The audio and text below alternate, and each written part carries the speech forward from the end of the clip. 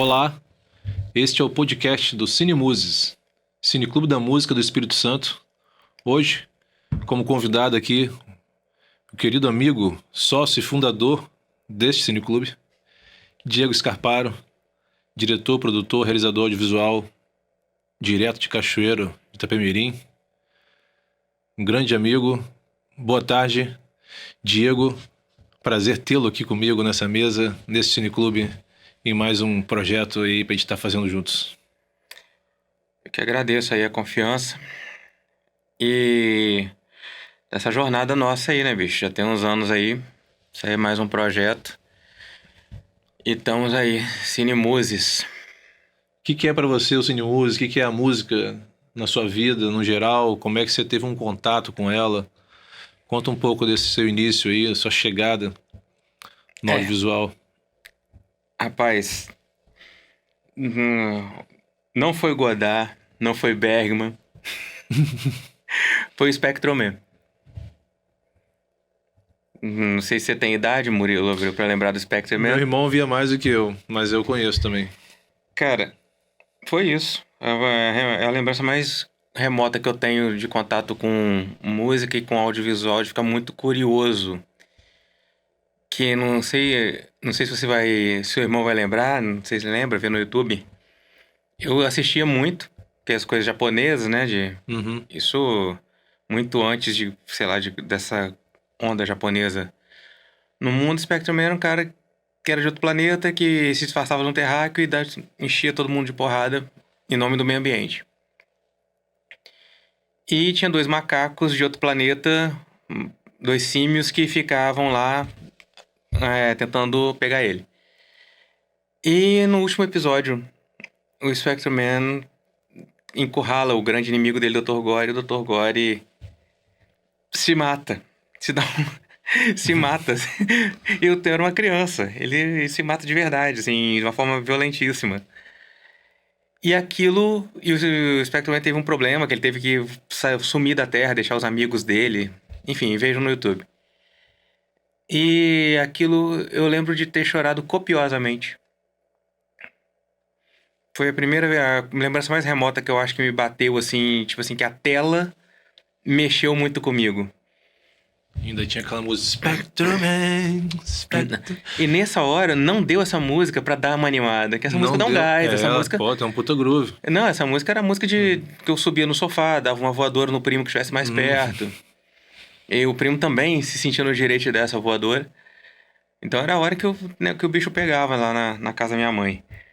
Mas não tocou. Não tocou. É um negócio que não deu astral. Falta, marcou. Marcou. Então aquilo me senti desamparado, sozinho. Completamente compadecido lá dessa história. E eu comecei a pensar, né? O que é isso? O que é isso que eu tô vendo? O que isso mexeu comigo? Né, eu acho que foi a primeira vez que algum tipo de arte realmente me tocou. Né? Foi o Spectrum mesmo. Aí. E a música, né? Eu cresci com a música, com esses... música de trilha sonora de enlatado americano, até filme de Hollywood. Eu também fui um pouco assim, acho que o Brasil como um todo, né? Foi muito... Tipo, cara, você vai pular de porta de descarrego, né? De muita coisa, né? Total, Canon Filmes, né? Que tinha todos aqueles enlatados lá, Braddock, American Ninja, vinha tudo pra gente. Mas engraçado que desses eu não lembro a trilha, mas tipo, sei lá, desses Tubarão, porra, não dá pra entrar no mar sem escutar aquele contrabaixo do Tubarão. Não dá pra você... Eu acho que tá tão entranhado, né, embrenhado na gente. Sei lá, cresci com isso. Tinha lá nas selvas de Cachoeiro de Itapemirim, vai pular de uma brincar na rua, pendurar numa corda sem tocar a trilha do Indiana Jones. Não tem como. Então você tendo essas trilhas sonoras, digamos assim, nas suas brincadeiras, né, no seu crescimento, digamos assim, você como criança foi crescendo, foi brincando, foi descobrindo o mundo e sempre correlacionava talvez com essas obras, com essas músicas, com esses temas ficaram marcando ali a sua infância e sua adolescência. E aí, quando é que você decidiu, cara, eu vou fazer isso também? Sabe, o que que te deu? Ah, pela primeira vez, sei lá, assistiu uma câmera de VHS, juntou um amigo? Como é que você entrou nessa de realizar? Cara, eu já queria muito. Contar uma história, né? Eu já queria muito. E a gente fazia algumas coisas lá, tinha essas câmeras Panasonic de churrasco, que sempre o tiozão levava, botava aquelas fitas. Então na minha casa tinha uma do meu tio. A gente já fazia as brincadeiras, tipo, ligou a câmera parada, aí eu tô aqui, daqui a pouco liga de novo, eu tô do outro lado, fazia Uhum. aquelas coisas meio chapolim. E isso era uma brincadeira e tal, né? Até que a gente começou a brincar sério. Foi no primeiro ano do ensino médio, nos longínquos anos 90. Me lembro bem que era pré-grunge. O grunge ia vir no ano seguinte. A professora Silvana Rocha, de Educação Artística. Ela falou, eu vou ensinar pra vocês o que é um documentário. E falou, mostrou pra gente, legal, bacana. Pois é, só que esse é o trabalho de vocês, do bimestre. Vocês vão arrumar a câmera, Fazer um documentário. vocês vão se reunir em grupos de, sei lá, 5, 6, não me lembro. E vão me entregar um documentário, a visão de vocês sobre alguma coisa. E na época, eu e meus amigos, a gente era heavy metal. Camisa preta. Bota bicuda. Isso aí, a gente era heavy metal.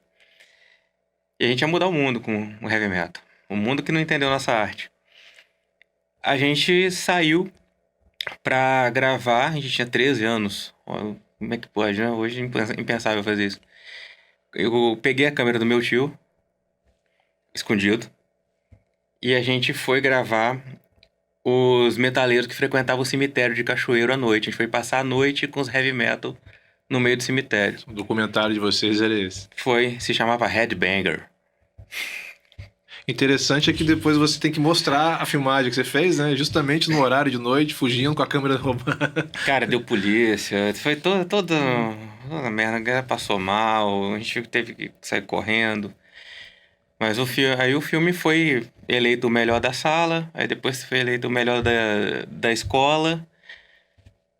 E porque foi um bando de moleque que fugiram de casa, era uma desculpa esfarrapada, e gravaram à noite num cemitério da cidade. Você tem esse material ainda, essas Quem coisas? dera, quem dera. Tem Daí mais você- não. Quem assistir isso, que tiver, por favor. E é isso tudo em Cachoeira, você estudou lá, fez faculdade, como é que foi isso? Você veio pra Vitória? É, o... é um negócio muito doido isso, porque na verdade eu não queria vir pra cá, não. Eu queria ir pro Rio fazer cinema. Na época eu acho que é o ERJ, o único lugar que tinha cinema. Aí aquela indecisão, né? O vestibular é uma coisa, era, né? Uma coisa muito violenta, ao meu ver. Eu achava também. Porque você vai decidir o que teoricamente você seria pelo resto da vida, né? Pelo menos no documento. E muito cedo, você não pode dirigir, você não pode beber, você não pode fazer nada, mas você pode falar, não, eu vou ser o médico e vou abrir uma pessoa. E tipo, quando você vai falar que ia fazer cinema, ninguém ia te apoiar. Não, pelo amor de Deus, ninguém, absolutamente. Mas Vai fazer aí, medicina, né? Vai fazer cinema. Como assim? eu falei, não, e minha mãe falou comigo, olha, Rio de Janeiro a gente não tem grana. Então, o que dá pra ser é Vitória. Arruma alguma coisa lá. Você tem suas tias lá e tal. Uma coisa era certa, eu não queria ficar mais lá. Assim, desculpa aí, Cachoeiro, mas o sentimento de sair é muito forte. Assim, eu tenho grandes amigos, tem pessoas que eu admiro muito em Cachoeiro. Mas não dava pra ficar lá. Ficar na cidade na cidade que eu nasci era impensável. Na minha opinião. Eu lembro que eu tenho uma conversa com minha mãe, quando eu passei no vestibular de artes na UFES, de primeira. Eu lembro que minha mãe, agora vamos ver se você vai, né? Eu lembro que eu fiz um discurso revolucionário em casa. Eu falei, nem que eu tenha que vender picolé em Cambori, eu vou. Mas você não gosta de Vitória? Eu realmente não gostava de Vitória. Eu vim aqui num cenário mais anos 90, assim, Rock in Rio, não conseguia fazer um amigo nessa porra. Normal. Mas no Rio eu ia muito. Por causa da minha família. Minha família ia no Rio, tipo, uma vez a cada um mês e meio. E eu ia junto. Comecei a criar laços com filhos das amigas da minha família, dos amigos da minha família no Rio. E já sabia teoricamente andar, pelo menos Zona Sul. Então eu queria ir, meus amigos estavam indo pra lá, só que não deu pra mim, por questões financeiras. Aí eu fui pra Vitória. Mas assim, Vitória tava valendo. Tava valendo. O negócio era não ficar em Cachoeiro. E eu dei muita sorte aqui. Tive a questão de amigos, assim. Dei muita sorte. Fui muito bem acolhido. Desde o primeiro dia que eu saí na rua aqui. O que eu Já também foi acho logo se entrosando com a cidade, enfim. Cara, eu dei muita sorte. Eu encontrei o Leandro Preguinho. Conheci ele no primeiro dia procurando matéria na faculdade. Que falou, velho, você gosta de The Doors? Eu falei, adoro. Ele falou, então, eu tenho uma banda que toca The Doors. Eu falei, cara, ninguém tem banda que toca The Doors. Ninguém tem. Ele falou, não, eu tenho. Vou apresentar os caras. E isso foi se multiplicando, né? Que a gente vê que Vitória todo mundo meio que se conhece mesmo.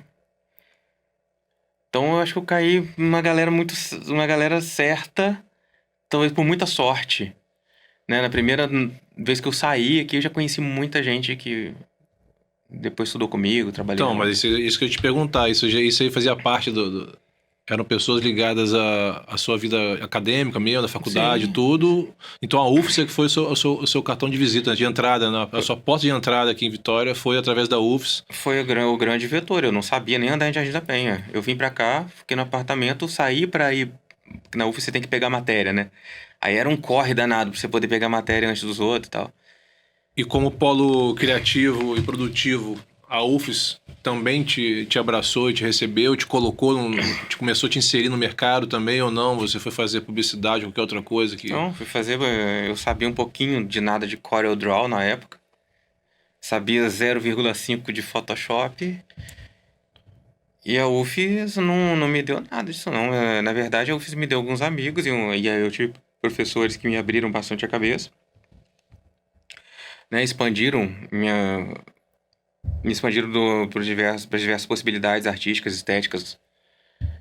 Né? Mas eu fui trabalhar em agência porque eu precisava de dinheiro. Então eu precisava tirar um troco aqui qualquer. Publicidade, então. Publicidade. Aí ficava lá, chegava papel timbrado, outdoor, cardápio. E aí eu ficava fazendo isso. E tinha pra poder tirar um troco. E com esse troco você fazia o quê? Merda. O universo Eu queria saber se você reinvestia em você com alguma coisa, se você Assim, gostava de fazer um curso, se gostava de viajar, ou se você, entendeu, consumia com livro, filme, enfim, ou tentar comprar um equipamento. muito livro, HQ, equipamentos. Eu ainda peguei a época do equipamento caro. Eu ainda peguei a época do equipamento bem caro. Nesse florescer, eu fui ter um computador potente, eu já tava com 22. Assim, um computador que desse conta do que eu precisava. Uhum.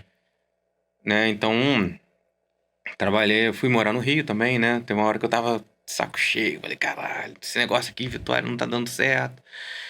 Ansioso pra caramba, eu sou ansioso até hoje. Aí apareceu a oportunidade o João Moraes da Patuleia Filmes me indicou pra Rai Brasil Filmes, que tava bombando na época. Lá no Rio, do Eduardo Souza Lima e da Ana Azevedo. E eu fui lá, troquei e-mails, mandei uma carta de intenção, coisa e tal. Chegou o e-mail, ó. A vaga é sua, mas você tem que estar aqui, sei lá, sexta, como se fosse hoje. Picou a mula. Cara, eu tinha kitnet de Penha, tranquei, sem olhar pra trás, com o dinheiro que eu tinha. Falei, mãe, tô indo pro Rio. E cheguei, era pra eu ficar um mês lá, fiquei muito tempo. Fiquei quase um ano, acho. E quando é que você vai começar a produzir alguma coisa? Depois disso, eu trabalhei num longa chamado Rio de Janeiro. Comecei como estagiário, como assistente de produção. Aí a UFES, eu cheguei aqui, fiquei desperiodizado, mas aí eu já comecei a ter aula com a galera de composição bidimensional, vídeo 1, vídeo 2, fotografia. Uhum. Então comecei a me enturmar com essa turma, com essa galera. E aí começamos a brincar com isso. Eu já tive contato com muita gente fazendo cinema como dava. Tipo, quando eu era estagiário, eu carregava. No meu estágio, uma das funções principais era carregar as latas de negativo. Foi um filme todo gravado em 35. E eu carregava a pé no Rio, na mochila, as latas de 35. Então, assim, eu ia de marquise em marquise, porque é pesado naquele sol. E aqui eu falei, cara, quando eu voltei com uma base bem bacana, assim, que eu considerava bem boa, e querendo muito fazer. Querendo assumir a direção das coisas. Eu queria Realizar mesmo. realizar. Até então não importava muito onde eu estava, né? Mas aí, pô, também todo mundo tava querendo a mesma coisa. Tipo, todo mundo quer ser diretor, todo mundo quer ser diretor de arte ou ator.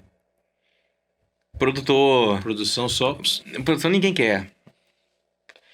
E eu queria fazer as coisas minhas, mas eu queria também o meio, né? Então eu comecei a estudar mais produção. Eu comecei pelo lado contrário. Se você for pegar meus certificados, são todos relacionados à produção. Aí depois que eu comecei a criar, adaptar roteiro. Aí foi indo fazer uns filmes sem compromisso na UFES. Já fiz filme de ninja na UFES. Que a galera tem bomba de fumaça, essas coisas. Bom. E você tem participação na tela também, né? Como ator, né? Algumas. Você quando fez o Viagem Viagem Capixaba, você já trabalhava com o cinema antes ou não? Ali você era um ilustrador, ainda você ainda era uma figura gráfica, digamos assim. Não, eu já tinha feito o Ninja, que era um trabalho de faculdade, mas ficou na época do Cine Falcatrua, eles exibiram muito. Eu não digo nesse formato já tradicional, o Viagem Capixaba já envolvia uma produção, Já envolvia um objetivo de exibir em TV, enfim, você entrou ali na imagem, né? Atuando, digamos assim. Na imagem, na verdade, eu acho que eu não era nem a primeira opção, foi o Didico que me indicou.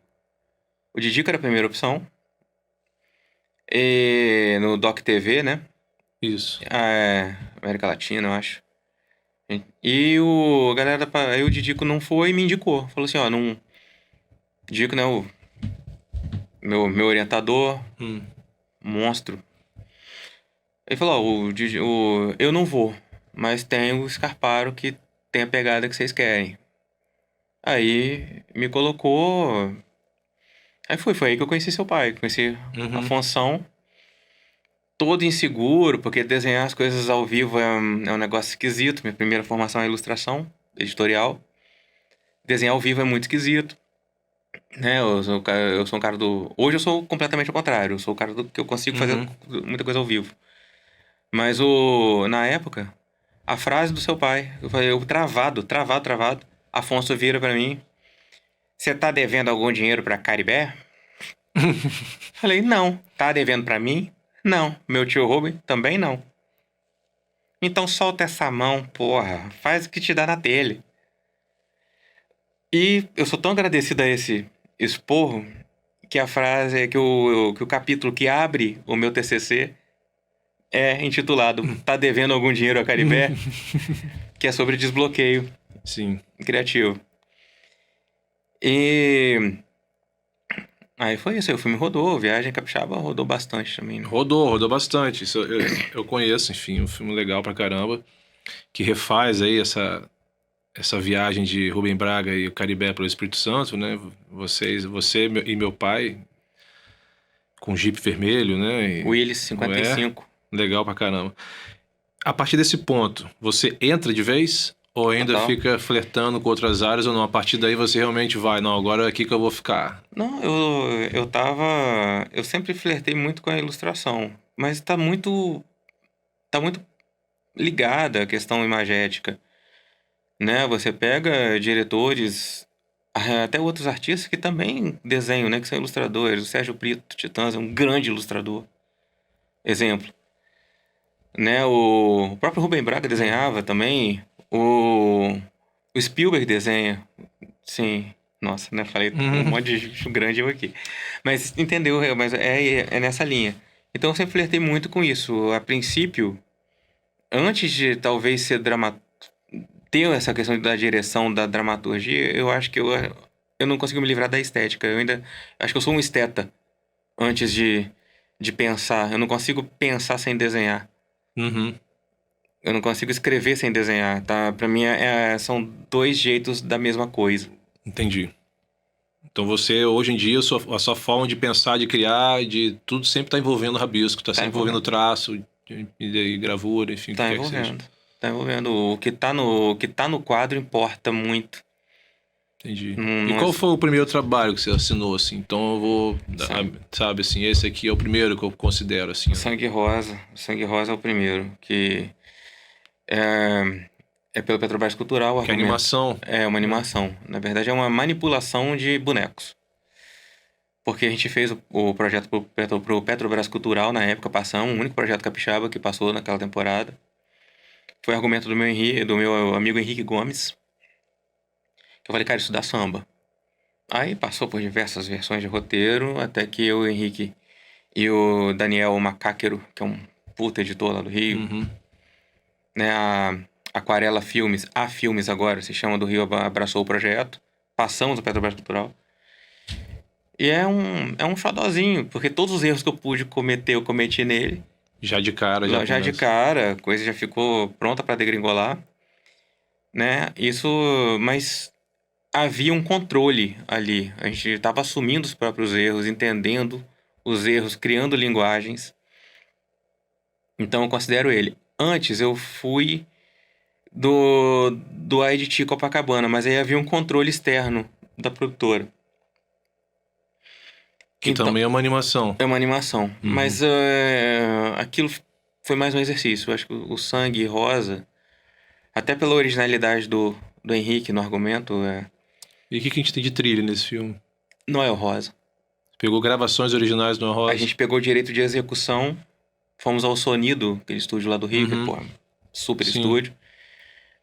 E o Momo, o vocal do Fino Coletivo, ele fez, Marcelo Momo, ele pegou uma cantora do Rio e refez Fita Amarela no estúdio com a gente, Ah, que legal. que é a coisa mais linda. Assim, eu amo essa trilha do... Então é original, então, pro filme. Sim, aí o Momo lançou um disco pré-pandemia em Portugal, com algumas composições dele. A bonus track É essa faixa. é a faixa, que são só algumas frases de fita amarela, não é a fita amarela em si. Entendi. Mas é a trilha que cobre o filme todo, que culmina com fita Uhum. amarela. Entendi. Interessante. E você ficou trabalhando nessa linguagem de animações e gravuras direto, ou você logo já rompeu com isso, já ampliou para imagem mesmo, para filmagem, enfim, para câmera? Depois eu fiz mais duas animações. E eu tenho um carinho muito grande por animação, mas é um processo muito sacrificado para uma equipe pequena.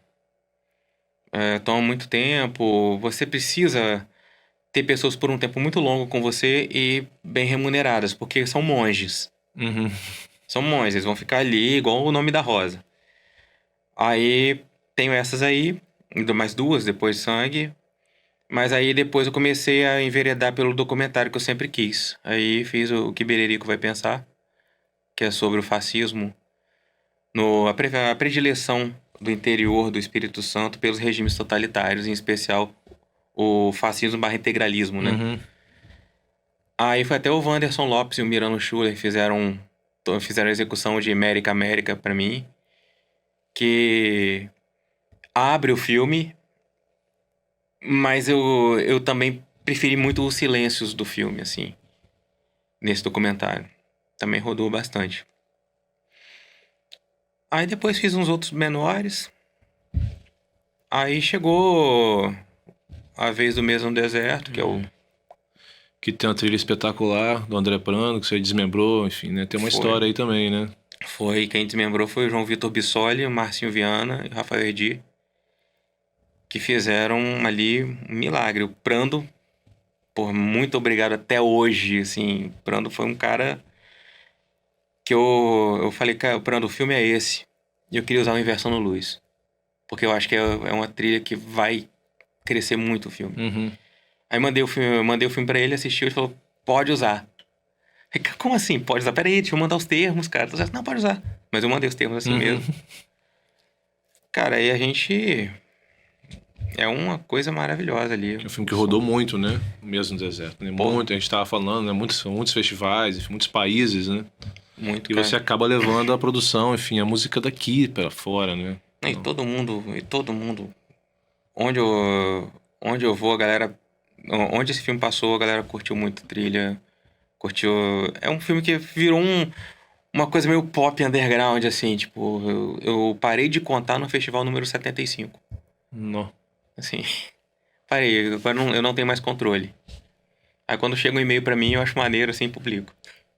Esse filme também tem aquela situação que você falou da dificuldade de captar o áudio, né? Por ele ter sido filmado numa pedreira.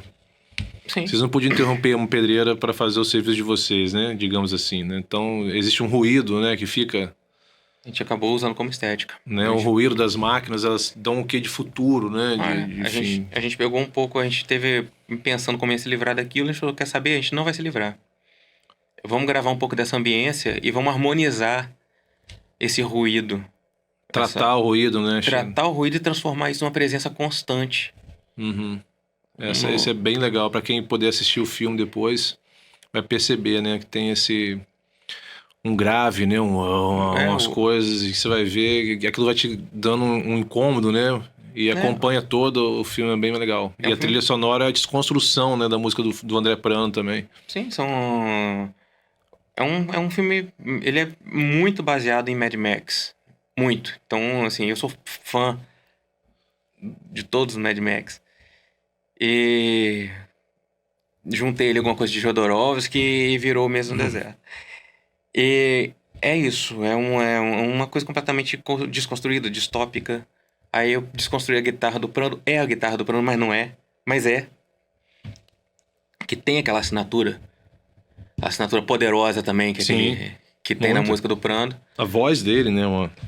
Sim, é isso. E você tem, né, essa ligação, enfim, o gosto, a sensibilidade pra estar, né, com a música e tudo. E você tá fazendo um documentário, tá terminando um documentário sobre o Rubão, certo? Terminou um documentário. Que talvez que seja breve. Principalmente para do Cineclube, né? Ele ganha uma importância muito grande, porque a música é realmente a grande protagonista desse filme que você tá terminando, enfim, vai trazer pra gente, que fala de um grande instrumentista.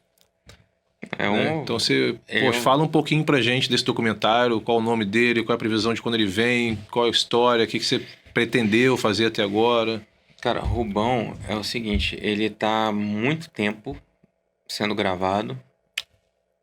Rubão, hoje ele é considerado entre os 5 principais contrabaixistas. Fala aí pra gente quem é o Rubão. Do Brasil. Ele foi o primeiro brasileiro a gravar o contrabaixo com paleta registrado. Ele tem uma história ímpar. Ele é cachoeirense, fazer o quê? Né? Inclusive faz ele muito bem. O Rubão, ele é meio Forrest Gump, né, na música, assim, porque ele estava no lugar certo, na hora certa. E a questão do coração dele, da pulsação, não tem quem não respeite o Rubão. E ele esteve nos principais discos dos anos 70 e 80. Né? A trilogia clássica, Favela Refazenda Realce. Em outros, Tim Maia, quando o Tim Maia deixou o Racional, que voltou a ser pop. Erasmo Carlos, Projeto Salvaterra. Tipo assim, ele assina discos antológicos, né? Antológicos da MPB. E é o filho de João Sabino, que era pedreiro e acordeonista de Cachoeiro. Foi pro Rio de Janeiro para ter mais oportunidades, né? Sempre ligado aí à música. Aí, Dom Salvador acolheu ele, que ele é da leva de Serginho Trombone, de Repolho, percussão. Que eles eram os aprendizes. Só a nata. E com isso ele pegava, sei lá, as pessoas começaram a ver como o Rubão tinha esse valor musical, esse valor sentimental de ter um instrumento como uma extensão dele, né? Ele depois tocou outros instrumentos, mas o contrabaixo parece que é um apêndice dele, né? E tem diversas histórias. Eu entrevistei a turma. Só pra conseguir entrevistar Gilberto Gil foi... Cara, eu demorei muito. E como é que você chegou na figura do Rubão? Como é que você chegou nele? Esse vai ser o tema do meu filme. Eu vou fazer um documentário sobre o Rubão. O que a história dele chegou? O que foi um fato, enfim? Lá em casa tinha um disco com vinil, Gilberto Gil ao vivo, que tinha uma música chamada João Sabino. Sim. Eu convivi com isso o tempo inteiro. Primeira música, né? Que a música que abre o disco. Que abre o disco. O sol nasceu naquela terra, atrás da serra, cachoeiro de Itapé-Mirim. João Sabino, quando era menino, eu imagino, eu vi assim, não sei se eu cantei certo. E aquilo me permeou. Tipo assim, como o Gil tá falando da minha cidade. Faz ele muito bem, Cachoeirense gosta disso. Eu falei, cara, até faz que eu moro em Cachoeiro, moro aqui, gente, em Vitória. Mas assim, aquilo ficou muito na minha cabeça. Aí um dia, não, num grupo, quando tinha aquela coisa de grupo de e-mail, aí tava Rubens Sabino da Silva, arroba não sei o quê. Fui na cara dura, vem cá, você é o Rubão Sabino? Que tá tocando o disco do Gil de 72? O que que você é de João Sabino? Eu sou filho. Aí eu respondi, eu sou filho, fez a música pro meu pai e tal. Pera aí, cara, deixa eu ligar pra você. Liguei, aí tentei uma vez um edital do Secult, não passei, depois eu tentei de novo, passei. E saí na jornada de ficar 15 diários no Rio de Janeiro gravando com a turma. E depois o filme ficou parado, porque, cara, daria pra fechar o filme? Não, as coisas têm seu tempo. Eu não fecharia o filme sem a entrevista do Gil. Uhum. Que é pra você, talvez, onde tudo começou, né? No disco dele que Sim, você... é cíclico, é cíclico. Aí agora a gente tá pleiteando, né, através da Lei de Incentivo à Cultura, o aporte pra gente transformar o filme ficar maior. E a gente conseguir fazer a entrevista derradeira, que é Dom Salvador, né, em Nova York. Que a primeira vez que o Rubão saiu do país foi com o Dom Dom Salvador. Salvador. Com o Dom Salvador. Então vai ser muito simbólico, né? Tem uma foto linda que eu escaneei dele, que é ele e Dom Salvador em Nova York, num lugar de eventos, conversando. Gostaria de refazer essa... Ah, você tá aqui pendente. Gostaria de levar O Rubão o pra lá. Rubão pra lá, pra encontrar com ele Pra lá. encontrar o mestre e aprendiz. Ah, que E interessante. eles revisitarem a carreira. E a trilha sonora do filme é toda com músicas do Rubão, como é que ele participa, enfim. São os arpejos dele. São os arpejos dele. Eu pretendo colocar João Sabino do Gil, Uhum. né? E Uma Vida, do Grupo Abolição, do Dom Salvador, quando ele tocava. Porque eu acho que traduz muito a trajetória dele, né? Uma casa é tão vazia se não tem amor. Interessante. Que é isso, ele... Porra, o cara afinava o contrabaixo, a mi, a mi do baixo dele, ele afinava no peito. No coração, né? É do coração, é a mi do coração. Cara, só de lembrar disso eu já fico meio... Bacana. E sua previsão, Assim. talvez, que mais um ano pra terminar o filme? Acho que sim, que eu vou lançar o longa-metragem agora, de ficção, Uhum. né? Tá em processo de finalização. Fala desse filme também. Que bom que você perguntou. Cara, se chama Marraia. Marraia é o filme que ele tá fazendo agora, ficção, que antecede o Rubão, né? A gente tava falando, eu tinha pulado um pouco Isso. a linha do tempo, mas tem uma Marraia vindo aí. O Marraia já vai entrar em processo de lançamento. Ele é um filme, é um longa-metragem, baseado no romance de Marcelo Grilo, que é um escritor também cachoeirense, que se passa em 67. É sobre um desafio de bolinha de gude entre o Marraia e o Baloni, para ter o domínio hegemônico das bolinhas de gude lá da roça, de Burarão. Então, eu peguei e fiz a minha versão. Desse duelo, uma adaptação disso daí. E vai ser um filme de amadurecimento. Até agora, né? É o primeiro filme infanto-juvenil do Espírito Santo. Bacana. E a gente traz outras questões, como amadurecimento, como amizade, o núcleo adulto também como eles se comportam no Brasil de 67, dentro de uma cidade do interior, que a informação é pouca. E trilha sonora, você foi buscar alguma coisa, você fez pesquisa, Cara, ou você tá usando alguma coisa original? Tudo original. Tudo original. Tá lindo. Quem produziu a trilha? Você? Cara, é o Tássio Palanca. Tássio Palanca. Que é um... E compõe tudo, produz, toca, e aí você fez, tipo, releitura de alguma música, ou... Não, é tudo... A gente tem as referências, né? Mas é 100% autoral. A trilha sonora. Focada no público infanto-juvenil? Focada no público, alguns compassos com algumas repetições que são já mais padrão assim. Em algum momento a música não é tão de época assim, fica um pouquinho mais modernizada pra dar uma corda menino. Mas Interessante. a gente estudou bastante essa questão aí desse público pra tá atendendo eles. E acaba sendo plural. Virou uma... A gente teve muita dificuldade de fazer esse filme. Na verdade, dificuldade, acho que é o projeto mais difícil que eu já fiz na minha vida. E assim, a gente teve que remontar ele diversas vezes. Então a gente manteve o grosso da história, a saga do Mahaya foi preservada, mas a gente teve que fazer diversas modificações por motivos até naturais. Que coisa. Tempestades, enchentes, essas coisas. Foge no controle, né? Não tem Foge do jeito. controle. Cara, então para chegar aqui ao nosso final do nosso bate-papo, vamos falar um pouco do Cinemuses. Como é que tá sendo para você até agora, essas sessões que a gente fez? Você participou lá, inclusive junto com o Serafine, né? Na nossa sessão inaugural. A gente tá junto com o Guilherme e outras pessoas também já participaram conosco. A gente teve essa parceria com a FAMES. O que você tá achando dessa questão do cineclubismo? A gente está tentando agora fazer ponte com outros cineclubes também, tentar aí dialogar, enfim, aprender através dessa prática, né, novas linguagens. O que é para você estar no cineclube e no tema, nesse caso, nosso, que é a música? Dá uma pala pra gente no final. Cara, tá no Cinemuses é uma... Falar que é uma honra é muito careta, né? Mas assim, é uma coisa muito... Você sentir que a gente tá fazendo uma coisa que realmente faz falta, as pessoas precisam. E isso nos retroalimenta. Tô falando por mim, por você, pelo Guio. É incrível estar na sessão e a gente discutir, ver outras pessoas discutindo. A gente dá voz para outras pessoas. Coisa que a gente pegava cada um copo de cerveja e discutia. Outras pessoas têm as mesmas questões que a gente e trazem questões diferentes. Então a gente expandiu muito rápido. Você não esperava a FAMES. Não, realmente foi um salto grande.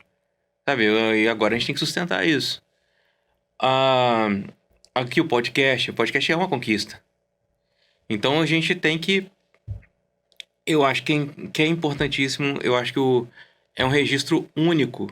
E essa fomentação de trazer o trabalho sério da música e do som aqui é importantíssimo. Eu tô te falando porque eu preciso nos meus trabalhos. Sim. E eu acho que as pessoas precisam também. Mas assim, claro, não é fechar as portas. Ninguém aqui é a Crimeia. Mas é um trabalho que eu acho que... Não sei se você estava planejando quando você me chamou. Que tomasse um tamanho tão grande. Não, eu tenho muito orgulho do que a gente está fazendo também, assim. Eu acho que... E muita surpresa. Realmente, ele... para quem nos acompanha agora, a gente conseguiu fechar uma parceria com a FAMES muito interessante. Então, a gente passa a levar o Cineclube para dentro da parte da acadêmica com um público muito grande. Então, a gente fez sessões ali dentro da FAMES e também no Sônia Cabral, onde o público foi muito grande e muito interessado. E isso foi muito legal pra gente, pelo fato da música ser o motivo deles estarem ali se reunindo para estudar, enfim, praticar e conhecer. E no nosso caso de estar querendo trazer a discussão estética, a parte artística, a parte de memória, enfim, de mercado, conectar o setor em geral, é um passo que a gente está dando agora. E acredito que esse talvez seja um dos grandes resultados que a gente possa vir entregar com o nosso cineclube. Entendeu? Criar o Espírito Santo, ter a sua identidade sonora, ter uma referência, ter um mercado, enfim, ser autossustentável nisso. E eu gosto muito do que a gente está fazendo, acredito bastante no Cinemuses. E um dos motivos, talvez você estava falando, é por que você veio parar nessa aqui, bicho, é porque eu acho que você é um cara que realmente, quando acredita, você faz. E o Guilherme também, que está lá do outro lado acompanhando a gente enquanto a gente está falando aqui. Mas, no geral, o cineclubismo eu acho que é isso, né?